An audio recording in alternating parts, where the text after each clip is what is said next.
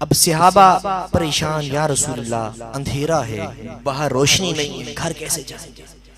नबी पाक सल्लल्लाहु अलैहि वसल्लम ने फरमाया कि तुम्हारे पास लाठी है, तुम्हारे पास लाठी है, अकल लाठी है। तो नबी करीम सल्लल्लाहु अलैहि वसल्लम ने अपनी नबूवत वाली उंगली उनकी लाठी से लगा दी, वो टार्च बन गई, वो चिराग बन गई। अब सहाबी दो हैं, उसैद बिन हुज़ैर, उबादा बिन बशीर। अब दोनों सहाबी एक लालटीन, एक टार्च और चिराग की रोशनी में चल रहे हैं। अब एक ने इस तरफ जाना है, दूसरे ने इस तरफ जाना है, टार्च एक है। अब एक ने दूसरे से कहा, यार तेरे पास तो टार्च है, मेरे पास तो कुछ नहीं है, तुम तो चले जाओगे, मैं कैसे जाऊंगा? अब उसका ईमान देखिए, उसने कहा, यार ये उंगली किसी और की नहीं लगी, उंगली मेरे मुस्तफा की लगी है, लिहाजा अपनी लकड़ी मेरी लकड़ी के साथ लगा दो, अपनी लकड़ी मेरी लकड़ी के साथ लगा दो। तो उस दूसरे सहाबी ने उस अपनी लकड़ी दूसरी लकड़ी के साथ, टार्च वाली लकड़ी के साथ लगा दी, तो वो भी टार्च और चिराग।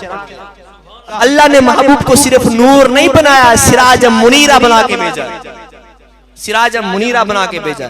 अब वो सहाबी अपने घर और ये सहाबी अपने घर। एक और बंदा बाहर गया, मुस्तफा में आया, या रसूलुल्लाह सल्लल्लाहु अलैहि वसल्लम का आपने नबूवत का दावा किया है, दलील दिखाएं तो ईमान लाऊंगा, बगैर ईमान ही दलील दे। नबी करीम अलैहिस्सलाम ने क्या दलील चाहता है?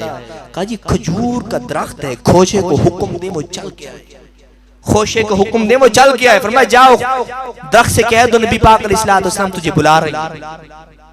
अब वो गैर मुस्लिम था, मुसलमान नहीं हुआ था अभी, गया दरख्त के पास कि खोशे तुझे महबूब बुला रही।